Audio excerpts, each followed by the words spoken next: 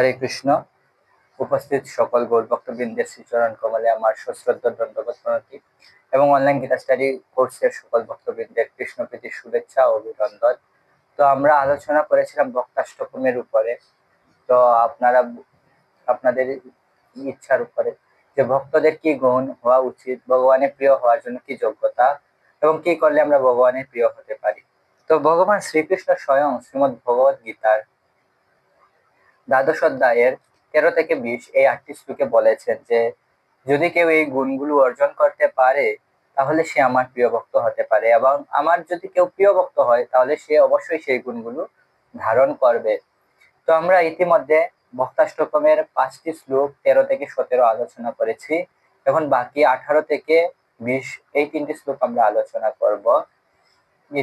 তার পূর্বে সকল বরিষ্ঠ বৈষ্ণবদের শ্রীচরণ কমলে আমার প্রার্থনা যে আপনারা আপনাদের কৃপা দৃষ্টি আমার উপর বজায় রাখবেন, যাতে আমি ভগবানের কথা এই শ্রীমদ্ ভগবত গীতা চেষ্টা করতে পারি, প্রয়াস করতে পারি বলার। ওম অজ্ঞানতি মিরান্ধস্য জ্ঞানাঞ্জন শলাকয়া চক্ষুরুন্মীলিতম येन তস্मै শ্রী গুরুবে নমঃ। শ্রী চৈতন্য মনোভীষ্টং স্থাপিতম येन ভূতলে স্বয়ং রূপ কদা মह्यं দদাতি স্বপদান্তিকম। বন্দেऽহং শ্রীগুরু শ্রীयुतपदकमलं श्रीगुरून् वैष्णवांश्च श्रीरूपं साग्रजातं सहगण रघुनाथान्वितं तं सजीवं साद्वैतं सावधूतं परिजनसहितं कृष्णचैतन्यदेवं श्रीराधाकृष्णपादान् सहगण ललिता श्रीविशाखान्वितांश्च नमोऽयं विष्णुपादाय कृष्णप्रेष्ठाय भूतले श्रीमते भक्तिवेदांत स्वामिनीति नामिने। नमस्ते सरस्वती देवे गौरवाणी प्रचारिणे निर्विशेष शून्यवादी पाश्चात्य देशतारिणे।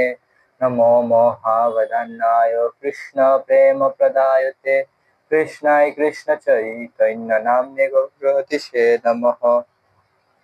नीलाचल निवासाय नित्याय परमात्मने बलभद्र सुभद्राभ्यां जगन्नाथाय ते नमः। हा कृष्ण करुण सिंधु दीनबंधु जगत्पते गोपेश गोपिका कांत राधा कांत नमस्तुते। तप्त कांचन गौरांगी राधे वृंदावनेश्वरी वृषभानुसुते देवी प्रणमामि हरिप्रिये। वाञ्छाकल्पतरुभ्यश्च कृपा सिन्धुभ्य एव च पतितानां पावनेभ्यो वैष्णवेभ्यो नमो नमः।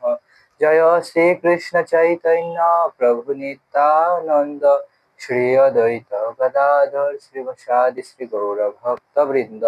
हरे कृष्णा कृष्ण कृष्ण हरे हरे, हरे राम राम राम हरे हरे। ओम नमो भगवते वासुदेवाय।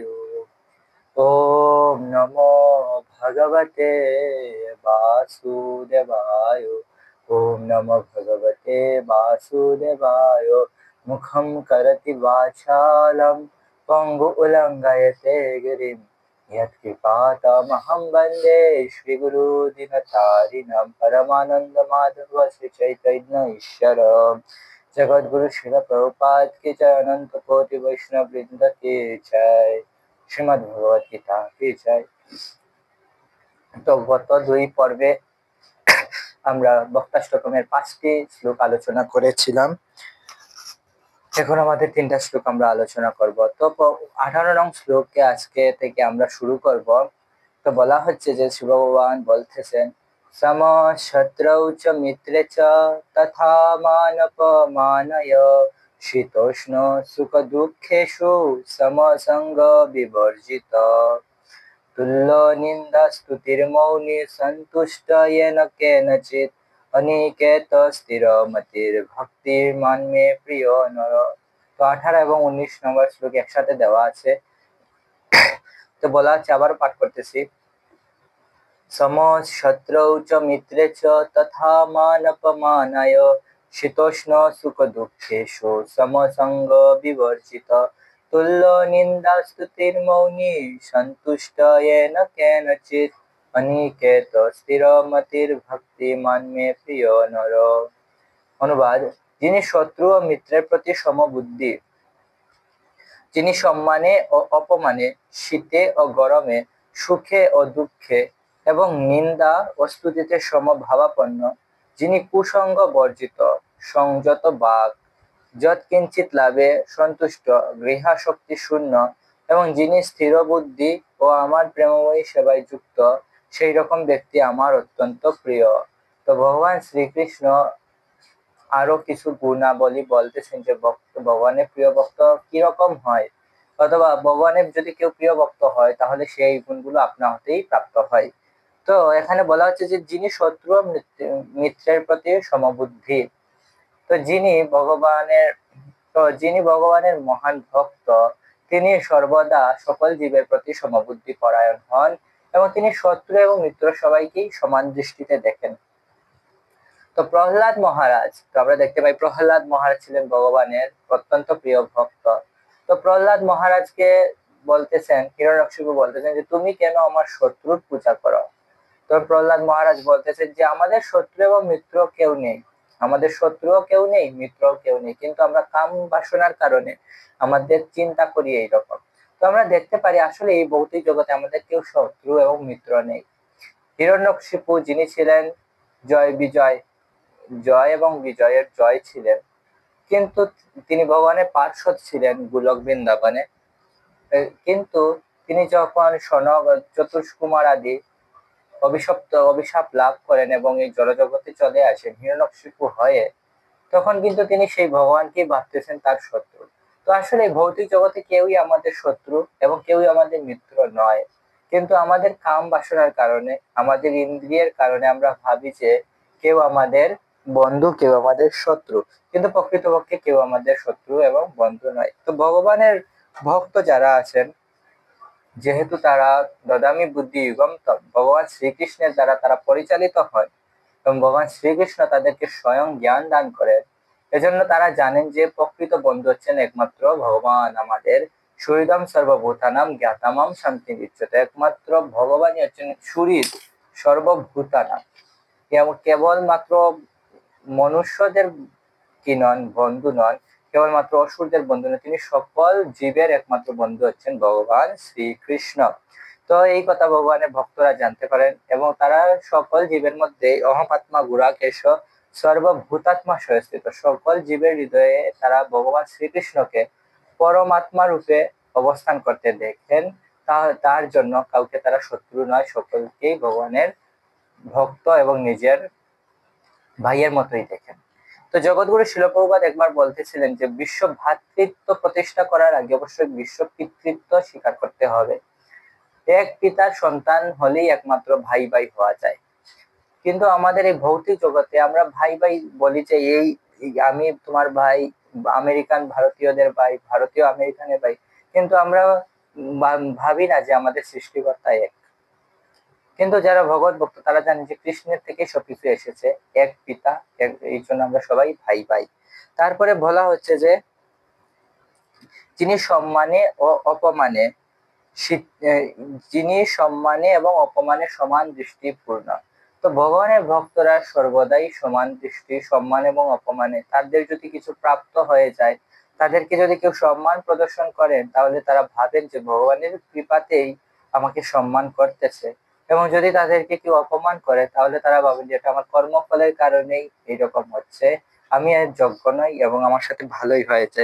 তো এইরকম ভগবানের ভক্তরা সর্বদাই সে কি থাকেন, সন্তুষ্ট থাকেন, সুখেও বেশি উদ্বেলিত হন না এবং দুঃখেও তারা ভেঙে পড়েন না। তো এইভাবে তারা সর্বদা সমবুদ্ধি থাকেন। তো আমরা দেখতে পাই যখন হরিদাস ঠাকুর, ওনাকে বেত্রাঘাত করা হচ্ছে, তখনও কিন্তু তিনি অত্যন্ত দুঃখে ভেঙে পড়েননি। তিনি খন্ড খন্ড হয়ে যাওয়া যায় যদি প্রাণ, তবু বদনে না ছাড়িব হরিনাম, এইরকম বলেছেন এবং ভগবানের নাম কিন্তু তিনি ছেড়ে দেননি। আবার যখন তিনি আনন্দে উদ্বেলিত হলেন, যখন মহাপ্রভু স্বয়ং তাকে আলিঙ্গন প্রদান করলেন, তখনও তিনি অত্যন্ত আনন্দিত তো হয়েছিলেন, কিন্তু তিনি ভগবানকে ভুলে যাননি। তিনি এরকম ভাবেননি যে আমি ভগবানকে পেয়ে গেছি, আমার আর হরিনাম জপ করার কি কথা। তিনি সর্বদা তার যে ভক্তি জীবন চালু রেখেছিলেন। তো এইরকম ভগবানের ভক্তরা শত্রু এবং মিত্রের দ্বারা কখনো কি হন না, উম, উদ্বেগ প্রাপ্ত হন না, তাদের প্রতি সমবুদ্ধি থাকেন এবং তাদেরকে সবাইকে সমান দৃষ্টিতে দেখেন এবং সকলের কাছে অকাতরে কৃষ্ণ ভক্তি প্রচার করেন। আবার তারা সম্মান এবং অপমানে ভেঙে পড়েন না। তো যে কোনো অবস্থায় আসুক না কেন ভগবত ভক্তদের জীবনে, তারা সর্ব অবস্থাতেই ভগবানের শ্রীচরণ কমলে আশ্রিত থাকেন। আমরা দেখতে পাই কুন্তী মাতা যখন তার পুত্ররা বনবাসে ছিল, তার স্বামী পাণ্ডুর মৃত্যু হয়ে গেছে, জাতুগৃহে অগ্নি সংযোগ করা হয়েছে, বারবার তাদেরকে ক্ষতি করার চেষ্টা করা হয়েছে, তাদেরকে রাজ্য থেকে তাড়িয়ে দেওয়া হয়েছে, তারপরও কুন্তী মাতা ভগবানের সেবা ছাড়েননি, ভগবানকে স্মরণ ছাড়েননি। এবং যখন সকলে কুরুক্ষেত্রের যুদ্ধের পর তিনি যখন আবার মহারানী হয়ে গেলেন, রাজার মহারানী, কিন্তু তখনও তিনি ভগবানকে তিনি ভুলেননি। তিনি বলতেছেন যে হে গোবিন্দ, আমাকে যত পারো দুঃখ দাও, বিপদ দাও, কারণ বিপদের সময় তুমি একমাত্র উপস্থিত হও, বিপদের কারণে আমরা আরো বেশি তোমাকে স্মরণ করি। তো এভাবে মাতা কুন্তী সর্বদা ভগবানের চিন্তায় থাকার জন্য ভগবানের কাছে আবেদন করেছিলেন। তো ভগবানের ভক্তরা এরকম, যে কোনো পরিস্থিতি আসুক না কেন, তারা তা ভগবানের কৃপা এবং অথবা আমার কর্ম দোষেই এবং আমি তার যোগ্য নই এই জন্যই এসেছে, এইরকম ভাবে তারা গ্রহণ করেন এবং তারা সর্বদা সুখী থাকেন। তারপরে বলা হচ্ছে শীতে ও গরমে, সুখে ও দুঃখে। তো আসলে ভগবত ভক্তরা শীতে এবং গরমে, আর বলা হচ্ছে সুখে দুঃখে এবং নিন্দা স্তুতিতে সমা ভাবাপন্ন। তো ভগবত ভক্তরা হচ্ছেন প্রকৃত জ্ঞানী, কারণ বলা হয়েছে যে নরোত্তম দাস ঠাকুর বলেছেন, যে জন্য ভজে কৃষ্ণ সেবর চতুর। তো তারা হচ্ছে সবচেয়ে চালাক, সবচেয়ে চতুর। তো ভগবত ভক্তরা জানেন যে এই জগৎ হচ্ছে অনিত্যম অসুখম লুকম ইমম প্রাপ্য ভজস্যম। যেহেতু ভগবান শ্রীকৃষ্ণ তাদেরকে জ্ঞান প্রদান করেন, ভগবান নিজেও বলেছেন যে আমার ভক্তদের জ্ঞান আমি প্রদান করি, তদামি বুদ্ধি যুগম তমেন মাম উপযান্তিতে, আমি তাদেরকে জ্ঞান প্রদান করি যেন তারা আমার কাছে ফিরে আসতে পারে। তো ভগবত ভক্তরা যেহেতু ভগবানের দ্বারা পরিচালিত হচ্ছে, এই জন্য তারা জানতে পারে, যে বুঝতে পারে যে এই ভৌতিক জগৎ হচ্ছে অনিত্যম অসুখম লুকম ইমম প্রাপ্য বচস্যম। ভগবান বলছেন যে এই জড় জগৎ হচ্ছে অনিত্যম, আনসাস্টেইনেবল, যে কোনো সময় চলে যেতে পারে। অনিত্যম অসুখম, আনহ্যাপিনেস, এখানে কোনো সুখ নেই। অনিত্যম অসুখম লুকম, এই লুকটা হচ্ছে অনিত্য এবং অসুখময়, কোনো সুখ নেই এবং যে কোনো সময় নষ্ট হয়ে যেতে পারে। এবং ভগবত ভক্তরাও জানে যে ভৌতিক জগতে যা কিছু আছে তা হচ্ছে ক্ষণস্থায়ী। তো এখানে আমরা দেখতে পাই যে শীত এবং গরমে, তো শীত আসলে আপনারা দেখতে পান যে মহান ভক্তরা আছে, তারা এই শীতের দিনেও উঠে 4টা 3টার সময় উঠে স্নান করতে কিন্তু দ্বিধা করেন না। যারা ভগবানের ভক্ত, ভগবানের পূজারী, ভগবানকে ভালোবাসে, তারা ভোরে উঠে কিন্তু স্নান করে এবং তখন ভগবানের মঙ্গল আরতি বা জপ বা গ্রন্থ অধ্যয়ন করে। আবার গরমের দিনেও ভগবানের মহান ভক্তরা ভগবানের জন্য রান্না করতে কিন্তু পিছিয়ে যায় না, যেহেতু গরম দিচ্ছে কেন রান্না করব। তো তারা সর্ব অবস্থাতেই যা কিছু আসুক না কেন, তারা জানে যে এগুলো হচ্ছে ক্ষণস্থায়ী এবং এগুলো আসতেই থাকবে। এই ভৌতিক জগৎ হওয়ার কারণে এই যে শীত এবং গ্রীষ্ম ঋতু আসতেই থাকবে, তারপরে সুখ এবং দুঃখ আসতেই থাকবে। তো এই সুখ এবং দুঃখ সবগুলো হচ্ছে ক্ষণস্থায়ী, কিন্তু চিরস্থায়ী হচ্ছে ভগবানের কৃষ্ণ ভক্তি। বলা হচ্ছে কৃষ্ণ ভক্তি কখনো নষ্ট হয় না। নেহা বিক্রমণ সুহস্তি প্রত্যবায়ন বিদ্যতে স্বল্পম অপস্থ ধর্মস্য ত্রায়তে মহতবয়া। যদিও ভক্তি যুগ স্বল্প পরিমাণেও অনুষ্ঠান করে, তাহলেও তাকে মহাভয় থেকে তা রক্ষা করে। স্বল্পম অপস্থ ধর্মস্য ত্রায়তে মহতবয়া, এবং এই ভক্তি যুগের কখনো বিনাশ নেই। তো ভগবত ভক্ত এটা জানেন, এই জন্য তারা ক্ষণস্থায়ী জগতের প্রতি এত বেশি গুরুত্ব আরোপ করেন না এবং তারা সবাইকে সমানভাবে গ্রহণ করেন। এবং বলা হচ্ছে এটা খুবই গুরুত্বপূর্ণ যে নিন্দা ও স্তুতিতে সমভাবাপন্ন। তো এই ভৌতিক জগতে দুই ধরনের মানুষ আছে। এক ধরনের মানুষ আমাদেরকে নিন্দা করে, আমাদের ভালো গুণ তারা দেখতে পায় না। আরেক ধরনের মানুষ হচ্ছে যে আমাদের স্তুতি করে, আমাদের শুধু প্রশংসা করবে, যদিও আমরা সেই প্রশংসার যোগ্য নই, কিন্তু তারা তুষামোদ করতে ছাড়ে না। তো ভগবত ভক্তরা জানেন যে সকল স্তুতি বা প্রশংসার মালিক হচ্ছেন একমাত্র শ্রীকৃষ্ণ। তিনি জানেন যে এই ভৌতিক জগতে যা কিছু হচ্ছে কৃষ্ণের কৃপায় হচ্ছে। তার জন্য একটা মহান একটা খেন উপনিষদ একটা কি আছে, উপাখ্যান আছে, যেখানে বিভিন্ন দেবতারা, একবার কি দেবতা এবং অসুরদের যুদ্ধ হয়েছিল। তো যুদ্ধ হওয়ার পরে দেবতারা জয়লাভ করেছিল অসুরদের থেকে। তো যুদ্ধের পরে যখন সকল দেবতারা সমবেত হয়েছিলেন, তারা একে অপরের সাথে আলোচনা করতেছেন যে তুমি অনেক ভালো যুদ্ধ করেছো, তোমার জন্য আমরা জয়লাভ করেছি। অনেকে বলতেছে আমি অনেক ভালো যুদ্ধ করেছি। সকল দেবতারা নিজেদের প্রশংসা করতেছে আর ভগবান বিষ্ণু শুনতেছেন। তো ভগবান বিষ্ণুকে তারা বিচারকের জন্য নিয়ে আসলো, যে বিচারের জন্য নিয়ে আসলো যে আপনি হচ্ছেন বিচারক, আপনি বিচার করুন যে কে সবচেয়ে বেশি পরাক্রমে যুদ্ধ করেছে। তো ভগবান বিষ্ণু বললেন আচ্ছা তাহলে এই পরীক্ষা। তো এই বলে ভগবান বিষ্ণু একটা ঘাস নিয়ে আসলেন। ঘাস আর কি নিয়ে আসা উচিত না, ভগবানের ইচ্ছা হলে এই ঘাস হয়ে যায়, এবং বলেন যে এই ঘাসটাকে তোমরা ধ্বংস করে দেখাও। তো প্রথমে আসলেন বায়ুদেব। বায়ুদেব আসার পরে এত শক্তি দিয়ে চারদিক থেকে ঘিরে ফেললেন, তার সমস্ত শক্তি দিয়ে সেই ঘাসের উপর ঝাঁপিয়ে পড়লেন, কিন্তু তিনি এক চুল পরিমাণও ঘাসকে নাড়াতে পারলেন না। তো সবাই হেসে ফেললো। তারপর অগ্নিদেব আসলেন। অগ্নিদেব ঠিক সেই রকম তার সকল শক্তি দিয়ে, সকল অগ্নি দিয়ে সেই ঘাসের উপরে ঝাঁপিয়ে পড়লো, কিন্তু দুর্ভাগ্যক্রমে তিনিও সফল হতে পারলেন না। তারপর বরুণ দেব আসলেন। সমস্ত জলরাশি, সমস্ত শক্তি নিয়ে তিনি এই ঘাসের ক্ষতি করার চেষ্টা করলেন, কিন্তু পারলেন না। তো তারপরে যখন ইন্দ্রদেব আসলেন, তখন মায়া দেবী বা মহামায়া মা দুর্গা বলতেছেন যে বৎস তুমি যেও না, তুমি হচ্ছে দেবরাজ, তুমি কিছু করতে পারবে না, শুধু শুধু অপমান হবে, তুমি এটাকে রক্ষা করতেছেন স্বয়ং ভগবান বিষ্ণু। তো সেখান থেকে ইন্দ্রদেব তখন পালিয়ে যান, তিনি আর পরীক্ষা দেননি। তো সেই থেকে এটা প্রমাণ করা হয়েছে যে ভগবানের ইচ্ছা না হলে একটা ঘাসেরও নড়ানোর সাধ্য কারণ নেই। তো সমস্ত যারা ভগবানের ভক্ত তারা জানেন যে সমস্ত স্তুতি মালিক হচ্ছেন ভগবান শ্রীকৃষ্ণ।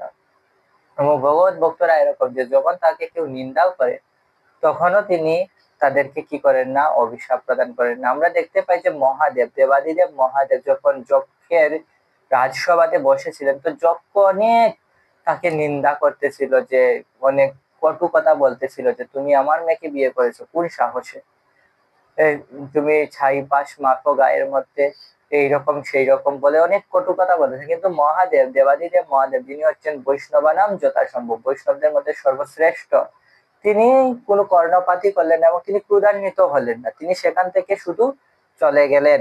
তো এইভাবে ভগবানের ভক্তরা হচ্ছে যে নিন্দা এবং স্তুতিতে সমান ভাবে সমদর্শী। তো ভগবান শ্রীকৃষ্ণ এই জন্য তার ভক্তদেরকে অনেক ভালোবাসেন, যে ভগবানের ভক্তরা যে কোনো পরিস্থিতি আসুক না কেন, শুধু তারা কৃষ্ণকেই ভালোবাসে এবং তাদের ভক্তিটা হচ্ছে অনন্য ভক্তি, যে তাদের ভক্তির মধ্যে আর কিছু নেই।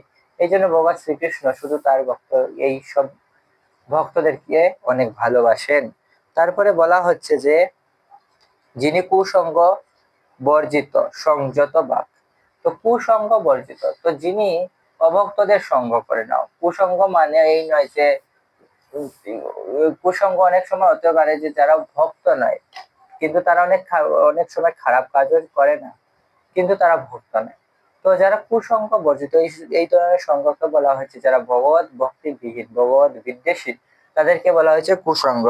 তো যেসব ভক্তরা এইসব ব্যক্তিদের বা এইসব সঙ্গর প্রতি আকর্ষিত হন না, তারাও ভগবানের অত্যন্ত প্রিয়, তারা হচ্ছেন ভগবানের অত্যন্ত প্রিয়। তার মধ্যে সংযত বাক, যাদের কথাবার্তা এবার তারপরে যাদের বাক্য অত্যন্ত সংযত, যার বাক্যের দ্বারা অন্যরা কষ্ট পায় না, এবং যার কথার দ্বারা অন্যরা উদ্বেগও পায় না এবং নিজেও উদ্বেগ প্রাপ্ত না, যিনি প্রজল্প করেন না, সেই ব্যক্তি হচ্ছেন ভগবানের অত্যন্ত প্রিয়।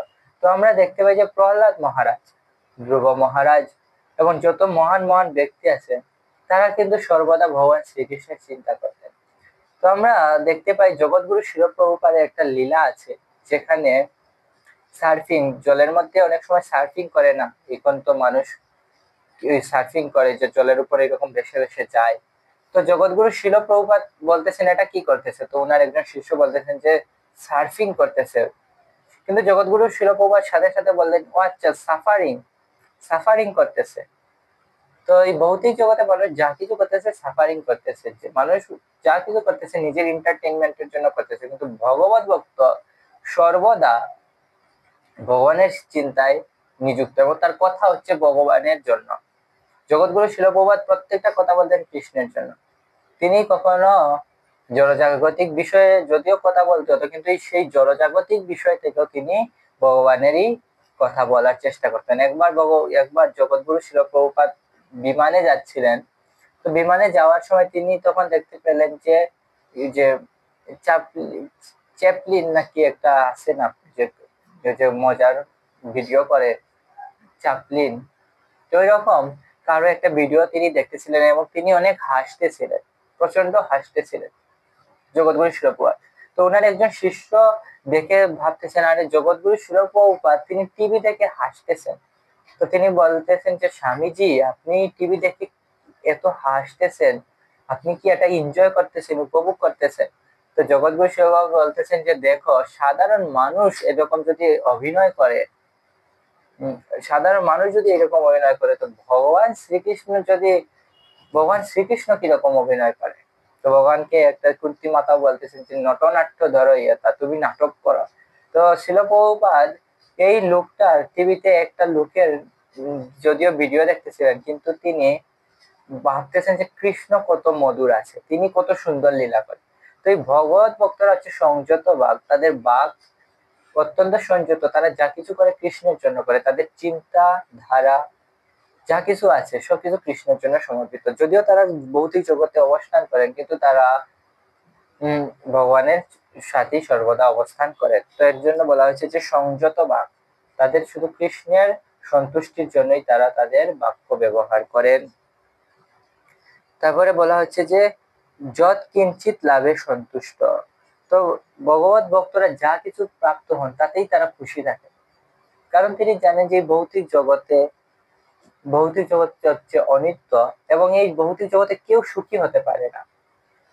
কেউ যার আছে সে আরো দুঃখী।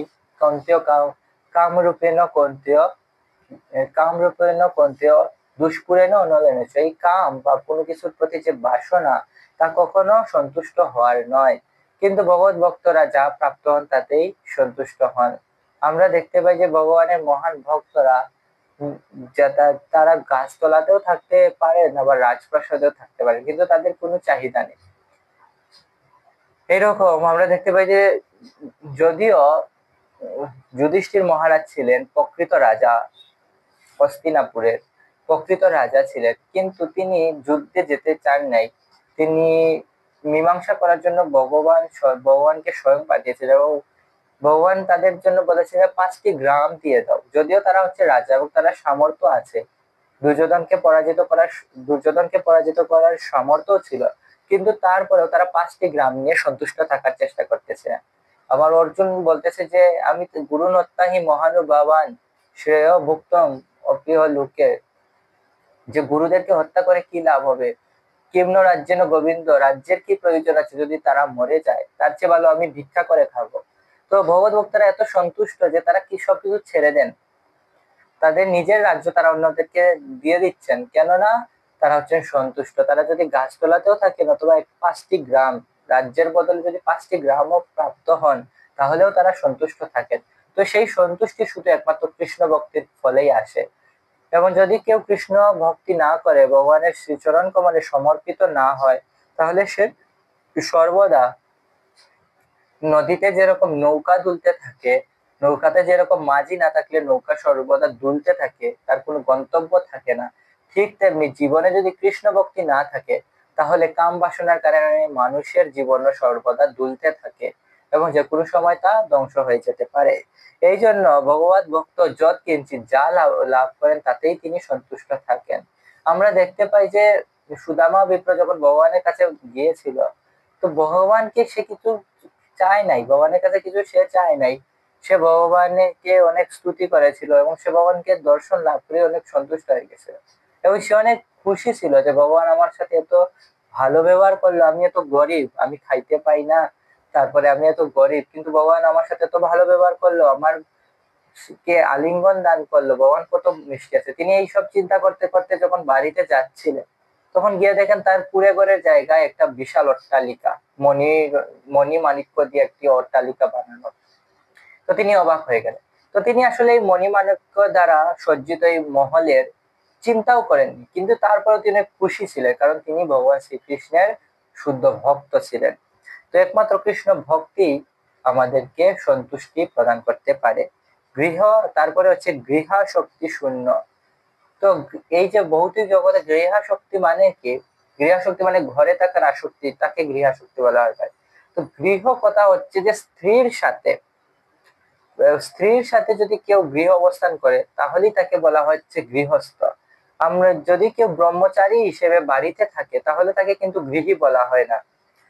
কেউ যদি ব্রহ্মচারী রূপে বাড়িতে থাকে এবং যদি সে ভগবানের সেবা পূজা করে, ভগবানের প্রচার করে, তাহলে কিন্তু তাকে গৃহস্থ কখনোই বলা হবে না, তাকে গৃহীও বলা হবে না। কিন্তু কেউ যদি স্ত্রীর সাথে থাকে তাহলে তাকে বলা হচ্ছে গৃহস্থ।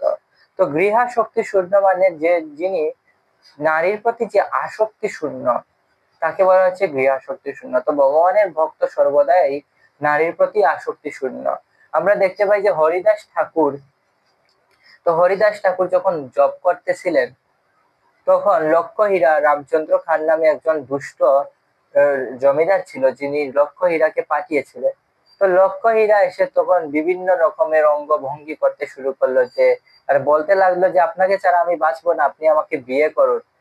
কিন্তু হরিদাস ঠাকুর যেহেতু ভগবান শ্রীকৃষ্ণের ভক্ত ছিলেন, এবং তিনি দেখুন কত সমভাবাপন্ন আছেন, যে সকল জীবকে তিনি কৃষ্ণের সন্তান হিসেবে দেখতেছেন। যদিও তিনি জানতেন যে এ আমার ক্ষতি করার জন্য আসতেছে, কিন্তু তিনি দেখতেছেন যে এটা হচ্ছে ভগবান শ্রীকৃষ্ণ তাকে আমার কাছে পাঠিয়েছেন, এবং সে অনেক কি ছিল, ভগবানকে ভুলে অনেক কষ্ট পাচ্ছে। এই জন্য তিনি তাকে তাড়িয়ে দিলেন না, যদিও জানতেন যে তার মনোবাসনা, তার ইন্টেনশন ভালো নয়, কিন্তু তাকে তিনি পাঠিয়ে দিলেন না।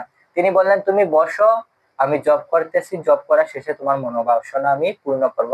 তো এইরকম 3 দিন ধরে চললো। লক্ষ্মহীরা প্রতি রাতে আসে, ভোরের দিকে আসে, এবং যখন দিন হয়ে যায়, কারণ হরিদাস ঠাকুর তো দিনের 22 ঘন্টায় ভগবানের নাম জপ করতেন, তো যখন দিন হয়ে যেত তখন সে আবার রামচন্দ্র খানের কাছে চলে যেত। এইরকম 3 দিন হরিদাস ঠাকুরের সঙ্গ করার ফলে, হরিদাস ঠাকুরের কাছ থেকে হরিনাম শোনার ফলে তার চিত্ত বিশুদ্ধ হয়ে গেল। যদিও সে ছিল একজন ওই যে কি বলে ওই রকম নারী ছিল, কিন্তু হরিদাস ঠাকুরের শুধু মুখ থেকে হরিনাম শ্রবণ করার ফলে সে শুদ্ধ হয়ে গেল, এবং সে নিজের ভুল বুঝতে পেরে হরিদাস ঠাকুরের চরণে লুটিয়ে পড়লো এবং বললো যে আমাকে ক্ষমা করে দেন, আমি আমার ভুল বুঝতে পেরেছি। তো এটা হচ্ছে ভগবত ভক্ত, যে তারা সমদৃষ্টিপূর্ণ, যে আসুক না কেন তাকে কি করেন, তারা সমানভাবে দেখেন, কৃষ্ণের সন্তান, ভগবানের কৃষ্ণেরই ইচ্ছাতেই আমার কাছে এসেছে।